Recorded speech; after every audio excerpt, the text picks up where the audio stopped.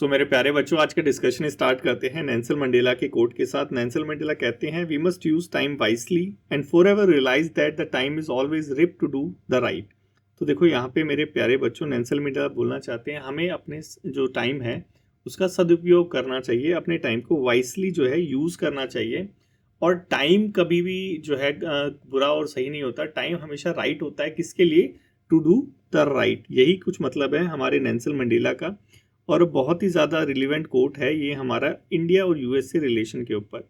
आज का जो हमारा एडिटोरियल है वो इंडिया और यूएसए के रिलेशन ऊपर, स्पेशली जो बायलैटरल ट्रेड एग्रीमेंट जो इंडिया और यूएसए के बीच में साइन होने वाला है उसके बीच में, उसके लिए ये आज का हमारा जो कोट है काफ़ी रिलीवेंट है। और ये कोट ही कहीं ना कहीं इस जो है बोलता है क्या कि हमें कभी भी जो है ट्रेड एग्रीमेंट जब हम करें, अगर इस कोट को जो है अगर इस कॉन्टेक्स्ट में हम यूज़ करें तो यहाँ पे बेसिकली मतलब है इसका नेल्सन मंडेला कोट का कि हमें जो है लॉन्ग टर्म के बेनिफिट को देखना चाहिए, ना कि शॉर्ट टर्म के बेनिफिट को, जब भी कोई ट्रेड एग्रीमेंट साइन करते हैं। तो आई होप आपको जो है कोट को यूज़ करना तो अब तक आ गया होगा कि कैसे जो कोट है उसको आप अपने एसे के कॉन्टेक्स्ट में यूज़ कर सकते हैं। जैसे यहाँ पे नेल्सन मंडेला है जिन्होंने बोला टाइम को वाइसली यूज़ करना चाहिए, तो वैसे ही हमें ट्रेड एग्रीमेंट के अंदर भी लॉन्ग टर्म के बारे में सोचना चाहिए, जैसे हमारे नेल्सन मंडेला कहते हैं। तो चलो अपना डिस्कशन स्टार्ट करते हैं और ज़्यादा अच्छी तरह आपको ये सारी चीज़ें समझ आएगी।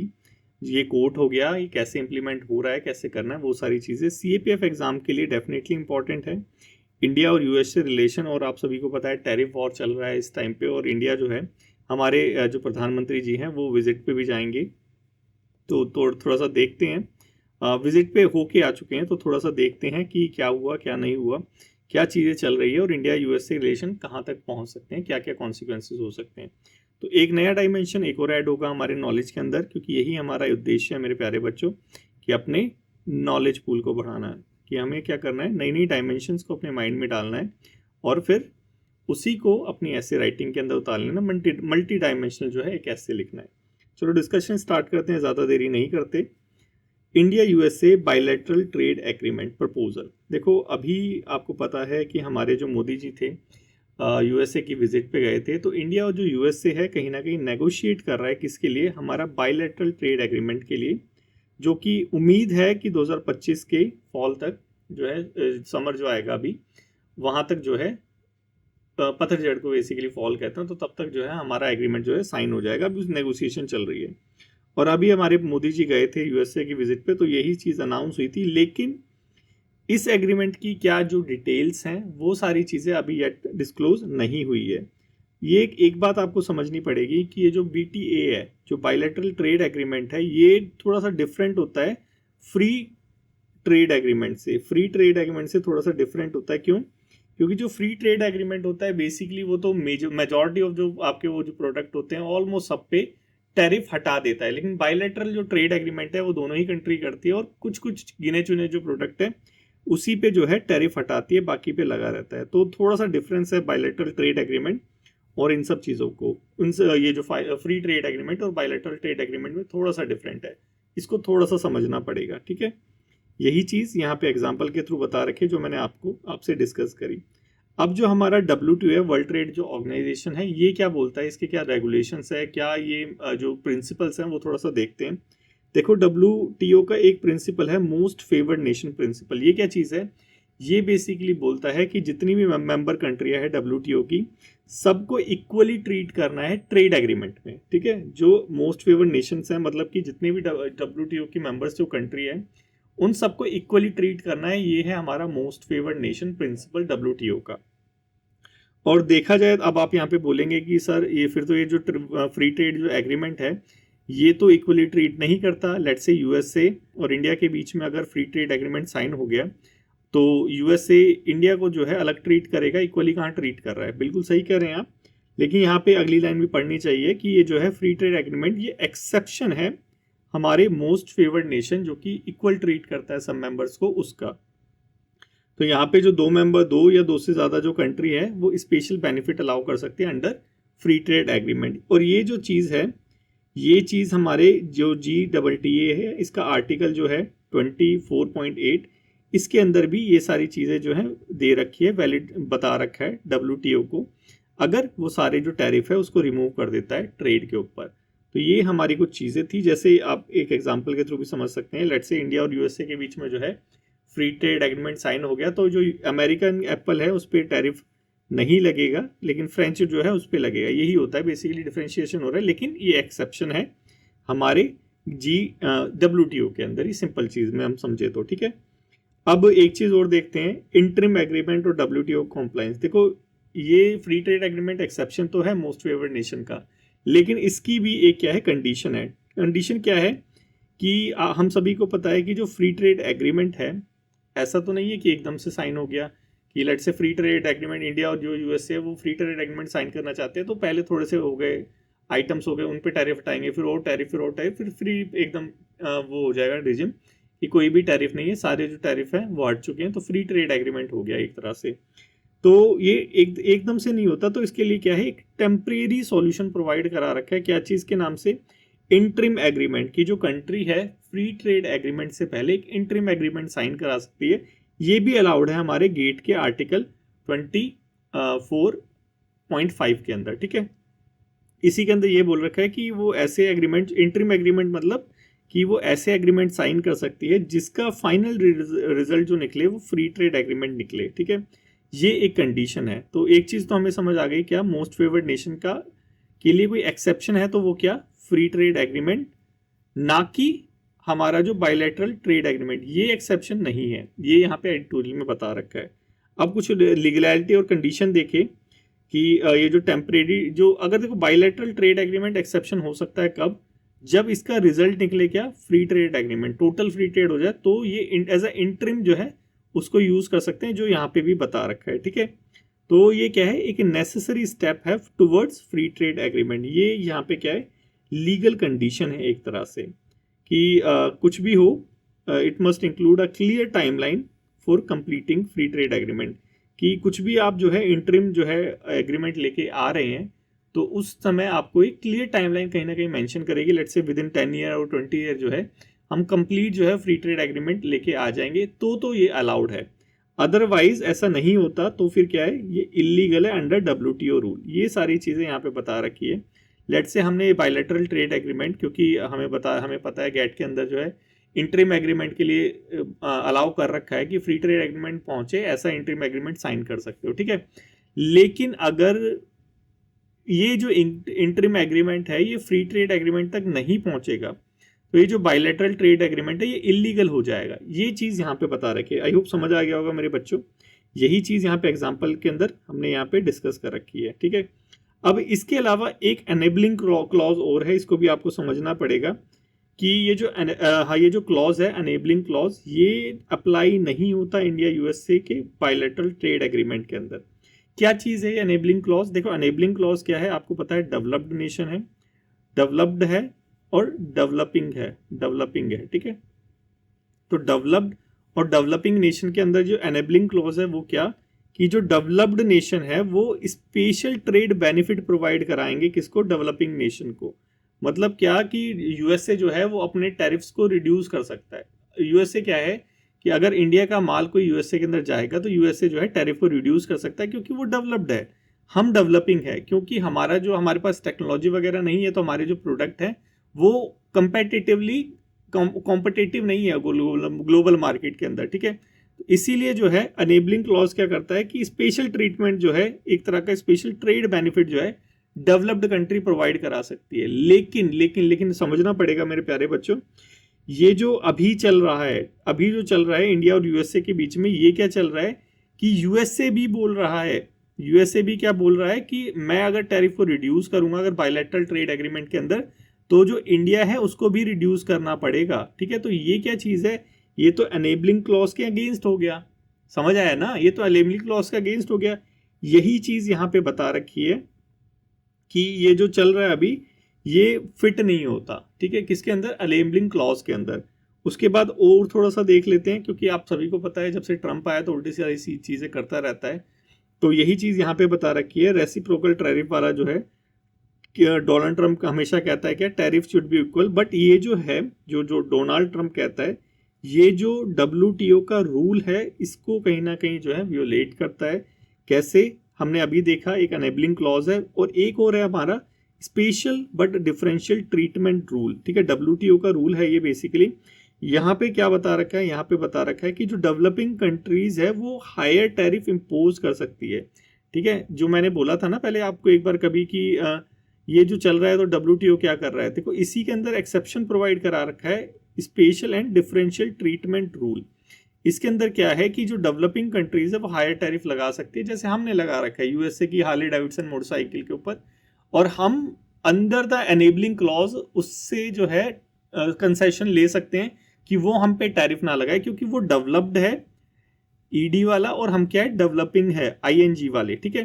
तो यहाँ पे ये चीज है जो WTO प्रोवाइड कराता है। आई होप ये समझ आ गई होगी। तो ये जो चल रहा है अभी बायलैटरल ट्रेड एग्रीमेंट, तो ये देखा जाए तो कहीं ना कहीं ये तो वियोलेटिव है WTO रूल्स के। तो इंडिया को इसको रेजिस्ट करना चाहिए, जो USA का जो प्रेशर आ रहा है इसको रेजिस्ट करना चाहिए, ये एडिटोरियल के अंदर जो है सजेशन दे रखा है।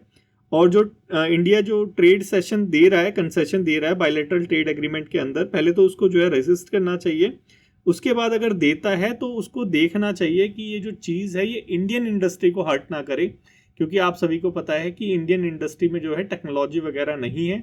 और अगर हमने जो है लोअर टैरिफ कर दिए तो जो बाहर की विदेशी कंपनियां हैं, जैसे इलॉन मस्क की हो गई कंपनी, तो वैसी जो कंपनियां टेस्ला वगैरह वो इंडिया में आएगी और कॉम्पिटिटिवनेस उसकी बढ़ जाएगी। कॉम्पिटिटिवनेस ऑलरेडी उसकी ज़्यादा है क्योंकि उसके पास टेक्नोलॉजी वगैरह है, तो वो जो प्रोडक्ट होगा वो इंडियन मार्केट में जो है काफ़ी सस्ता बिकेगा और हमारी जो इंडियन मार्केट है वो उसको कम्पीट नहीं कर पाएगी, तो हमारी इंडस्ट्री को हर्ट होगा। यही चीज़ यहाँ पे बता रखी है और यही नेल्सन मंडेला का कोट है क्या, कि हमें टाइम को वाइसली यूज़ करना चाहिए, देखना चाहिए जो बायलैटरल ट्रेड एग्रीमेंट हम कर रहे हैं इसका हमें लॉन्ग टर्म बेनिफिट क्या मिलेगा, ना कि शॉर्ट टर्म, ठीक है। तो आई होप मेरे प्यारे बच्चों आप सभी को समझ आ गया होगा।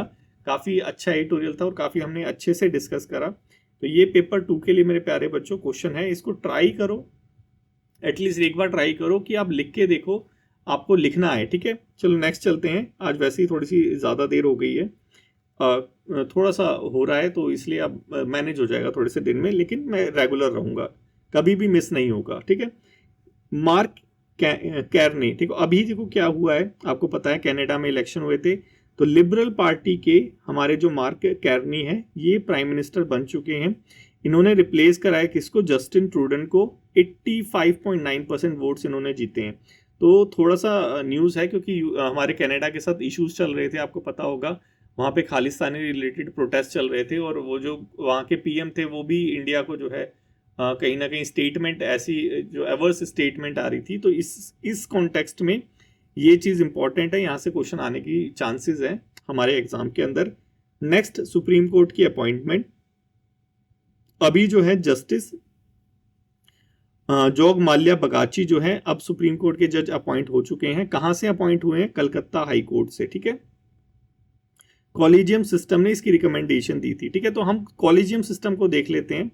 ऑल्थो जो पूरा सिस्टम है हम ऑलरेडी देख चुके हैं एक दो बारी, लेकिन कॉलेजियम सिस्टम को एक बार दोबारा से देख लेते हैं, इंपॉर्टेंट है। देखो कॉन्स्टिट्यूशन के अंदर ही मेंशन है सुप्रीम कोर्ट और हाई कोर्ट के बारे में, अपॉइंटमेंट के बारे में। कहाँ पे, आर्टिकल 124 के अंदर सुप्रीम कोर्ट, आर्टिकल 217 के अंदर हाई कोर्ट के बारे में मेंशन है। और ये जो इसमें बता रखा है, कॉन्स्टिट्यूशन में ही बता रखा है कि मैंडेटेड है कि कंसल्टेशन करनी पड़ेगी CJI के अपॉइंटमेंट के लिए, ठीक है। तो वहीं पे आ जाता है फिर कॉलेजियम सिस्टम का रूल।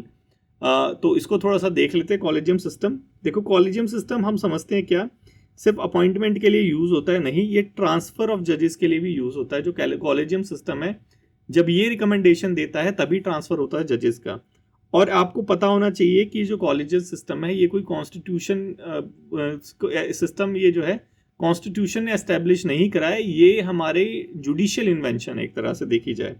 इवोल्यूशन थोड़ा सा देख लेते हैं क्योंकि पूछ लेता है कई कबार कि कॉलेजियम सिस्टम है कौन से जजेस केस का है या फिर क्या चीज़ इससे रिलेटेड है क्या नहीं है, थोड़ा सा देख लेते हैं, ठीक है। फर्स्ट जजेस केस, देखो 3 जजेस केस के बाद जो आज का हमारा जो कॉलेजियम सिस्टम चल रहा है वो इवॉल्व हुआ था, इसको थोड़ा सा देखते हैं। फर्स्ट जजेस केस जो था वहाँ पे रूलिंग आई थी, सुप्रीम कोर्ट इंडिया में चीफ जस्टिस ऑफ इंडिया ने रिकमेंडेशन दी थी कि जुडिशियल अपॉइंटमेंट हो गया या ट्रांसफ़र हो गया तो इसमें जो है गवर्नमेंट की चलेगी। बेसिकली यही रूलिंग आई थी, overridden by the government cogent reason से, कि जुडिशियल अपॉइंटमेंट इसमें जो है गवर्नमेंट की चलेगी, ये बेसिकली यहाँ पे फर्स्ट जजेस केस में बोला था। तो यहाँ पे एग्जीक्यूटिव प्राइमेसी होगी ओवर जुडिशरी, क्योंकि गवर्नमेंट क्या एग्जीक्यूटिव है। उसके बाद सेकंड जजेस केस आया, इसकी थोड़ी सी डेट भी मेरे प्यारे बच्चों याद रखना। फर्स्ट जजेस आया था 1981 में, सेकंड जजेस आया 1993 में, थर्ड जजेस आया 1998 में, ठीक है। तो 1993 में जो सेकंड जजेस केस आया, इसमें बोला क्या, सुप्रीम कोर्ट ने इंटरप्रेट करा कि कंसल्टेशन जो है, कंसल्टेशन जो वर्ड लिखा हुआ है आर्टिकल 124 के अंदर, इसका मीन क्या क्या है कि जुडिशरी कंकरेंस करेगी, कंकरेंस ऑफ जुडिशरी है, मतलब क्या कि जुडिशल जो है वो मिलके डिसाइड करेगी, उसी को कंसल्टेशन बोला, ठीक है। तो कहीं ना कहीं हमारा जो सेकंड जजेस केस है, उसने इस जजमेंट के थ्रू जो हमारा आज का कॉलेजियम सिस्टम है उसकी नींव रखी थी, ठीक है। तो यही यहाँ पे आया, अगर कभी आ जाता है कि कॉलेजियम सिस्टम कौन से जजेस केस का जो है इन्वेंशन है, सेकंड, ठीक है। यहाँ पे जो है कंकरेंस बोला ना, कंकरेंस ऑफ जुडिशरी, जो कि एक कॉलेजियम सिस्टम की नींव है, ठीक है। कंकरेंस में अब यहाँ पे क्या आएगा, चीफ जस्टिस ऑफ इंडिया की रिकमेंडेशन तब रिकमेंडेशन मानी जाएगी जब वो इंस्टीट्यूशनल ओपिनियन होगा किसका, 2 सीनियर मोस्ट जजेस का, सुप्रीम कोर्ट और हमारे चीफ जस्टिस का, मतलब 3 लोग डिस्कस करेंगे, उसके बाद जो सजेशन देंगे उसको बेसिकली कंकरेंस ऑफ जुडिशरी या कंसल्टेशन अंडर आर्टिकल 124 माना गया। तो कॉलेजियम सिस्टम तो हमारा सेकंड जजेस केस में आ गया। फिर थर्ड जजेस केस में क्या हुआ, थर्ड जजेस केस में इसको थोड़ा सा एक्सपांड कर दिया, इस कॉलेजियम सिस्टम को 2 की जगह 5 मेंबर कर दिए, ठीक है। तो यही यहाँ पे बता रखा है, एक हमारा सीजीआई हो गया और 4 जो है हमारे अदर सीनियर मोस्ट जजेस हो गए। तो अभी 5 जनों को मिलकर हमारा कॉलेजियम सिस्टम बनता है, जिसमें सीजीआई भी इंक्लूड है। तो मेरे प्यारे बच्चों, आपको समझ आ गया होगा ये वाला। क्वेश्चन नंबर 1 है, इसका आंसर करना। देखो ये जो है, हमने यहाँ पे जजेस जजमेंट वगैरह तो देखी नहीं ना, तो यहाँ पे आपको जब करना है तो एलिमिनेशन सीखना पड़ेगा। जैसे केशवानंदा भारती केस जो है किससे रिलेटेड है, बेसिक स्ट्रक्चर से, तो ये तो हो नहीं सकता। मेनका गांधी केस आर्टिकल 24 से, ये भी नहीं हो सकता। एसआर बोमाई केस, ये भी फंडामेंटल राइट्स इधर से कुछ रिलेटेड है, तो ये भी नहीं हो सकता। SP Gupta president of India case बच गया, तो ये होगा। तो थोड़ा एलिमिनेशन भी करा करो, क्योंकि हमने लक्ष्मीकांत तो पढ़ी रखी है। लक्ष्मीकांत पढ़ने के बाद जो है आपको पता होगा कि कौन कौन से उसमें सब दे रखा है ये सारा, लेकिन ये ऐसा छूट जाता है, ठीक है ना, ऐसा छूट जाता है। तो हमारा जो यूपीएससी है इतना भी बेरहम नहीं है कि एकदम आपको एग्जैक्ट याद होना चाहिए। अगर थोड़ा सा पता है, एलिमिनेशन से हम आंसर तक पहुंच सकते हैं, ठीक है। नेक्स्ट चलते हैं मेरे प्यारे बच्चों, सेंसस के बारे में। देखो सेंसस को होने तो 10 साल में चाहिए, होने थे 20 के अंदर, 25 आ चुका है, अब 5 साल ही रह गए हैं। अब सेंसस करवा के करेंगे तो 1 साल 2 साल वैसे लगा देंगे। तो यहाँ पे हमारी पार्लियामेंट्री स्टैंडिंग जो कमेटी है, उसने बेसिकली होम अफेयर मिनिस्ट्री को यही बोला है कि भाई सेंसस क्यों नहीं करवाते हो तुम लोग, ठीक है। ये चीज़ बेसिकली बोली है। तो ये न्यूज़ तो इम्पॉर्टेंट है नहीं हमारे लिए, क्योंकि वो तो पूछेगा नहीं कि भाई कौन सी कमेटी ने बोला कि सेंसस नहीं करवाते, ऐसे क्वेश्चन तो पूछेगा नहीं। तो सेंसस से रिलेटेड जो इन्फॉर्मेशन है वो थोड़ी सी डिस्कस कर लेते हैं, वहां से पूछ सकता है, ठीक है। देखो सबसे जो हम पहला जो हमारे यहाँ पे साइक्रोनस जो सेंसस हुआ था वो 1881 में हुआ था। WC प्लॉडन ने करवाया था, जो कि हमारा सेंसस कमीशन ऑफ इंडिया था, ठीक है। उसके बाद जो है अनइंटरप्टेडली हर 10 साल में होते हैं, इंटरप्ट ओवल तो होता रहता है, लेकिन मोर लेस 10 साल में हो जाते हैं, ठीक है। इसके लिए अभी एक एक्ट भी है हमारा 1948, सेंसस ऑफ इंडिया एक्ट 1948। लेकिन इस सेंसस के अंदर क्या टाइम रहेगा, कौन से पीरियड में करवाएंगे, ये चीज़ मेंशन नहीं है, नहीं तो अभी तक जो है हमारी गवर्नमेंट ऑफ इंडिया के ऊपर केस हो जाता, ठीक है। ये आप अगर नहीं भी दे रखा होता तो भी आपको थोड़ा सा समझ होनी चाहिए। अगर एक्ट के अंदर है और इसके अंदर टाइम और पीरियड दे रखा है तो अब तक तो केस हो जाना चाहिए था। तो यहाँ पे पहले ही मेंशन कर दिया कि भाई नहीं है ऐसा मेंशन, ठीक है। उसके बाद आगे देखें तो यहाँ पे बता रखा है कि ये जो हमारा सेंसस है कॉन्स्टिट्यूशनली मैंडेट है, लेकिन कोई लीगल और कॉन्स्टिट्यूशनल जो है रिक्वायरमेंट नहीं है। कॉन्स्टिट्यूशनली मैंडेट तो है, लेकिन ये जो है कॉन्स्टिट्यूशनल और लीगल रिक्वायरमेंट नहीं है। बहुत सारी कंट्रीज हैं, जैसे कनाडा हो गई, जापान हो गई, ऑस्ट्रेलिया हो गई, ये करवाती रहती है। ये करवाती है 5 साल के अंदर और हम करवाते हैं 10 साल के अंदर, ठीक है। नोडल मिनिस्ट्री, ये थोड़ा सा इंपॉर्टेंट है। नोडल मिनिस्ट्री कौन है इसकी, आप बताओ कौन होगी। अभी न्यूज़ में देखा था कि जो पार्लियामेंट्री जो कमेटी है उसने किसको बोला था, मिनिस्ट्री ऑफ होम अफेयर को। तो जो नोडल मिनिस्ट्री होगी उसी को बोलेगा। तो न्यूज़पेपर से भी हम थोड़ा सा इंफॉर्मेशन तक पहुंच सकते हैं, ठीक है। तो थोड़ा वो भी याद रखना। ऑफिस कौन सा करवाता है, registrar general and census commission, ठीक है। तो यही थी, आई होप मेरे प्यारे बच्चों समझ आ गया होगा क्वेश्चन नंबर 2। आंसर करने की कोशिश करो। नेक्स्ट चलते हैं आर्म इम्पोर्टर। देखो अभी तक हम एक सिपरी की एक रिपोर्ट निकलती है, ये कभी कभी पूछ भी लेता है कि सिपरी कौन सी रिपोर्ट निकालता है, बंदूकों वाली निकालता है, आम वाली निकालता है, ठीक है। तो इस रिपोर्ट के अंदर जो यूक्रेन है वो इस सिपरी रिपोर्ट के अंदर बताया गया है कि लार्जेस्ट आर्म इंपोर्टर है ग्लोबली। सेकेंड नंबर पे हमारी इंडिया आती है, लेकिन इंडिया का जो इंपोर्ट है वो 9.3% डिक्लाइन हो गया है और पाकिस्तान का ग्रो हो गया है, ठीक है, बढ़ गया है। थोड़ा सा देख लेते हैं टॉप 3 एक्सपोर्टर कौन है और टॉप 3 इंपोर्टर कौन है, ये इंपॉर्टेंट है, ठीक है। यूएसए एक्सपोर्ट करता है, टॉप में आता है। 43% जो ग्लोबल आर्म एक्सपोर्ट होता है यूएसए करता है। फ्रांस हो गया सेकंड नंबर पे, रशिया हो गया थर्ड नंबर पे, ठीक है। ये थोड़ा सा याद रखना, सेकंड पे रशिया नहीं है, सेकंड पे फ्रांस है। उसके बाद तो इंपोर्टर को देख लेते हैं। इंपोर्टर में सबसे पहले यूक्रेन है, हमने देख ही लिया।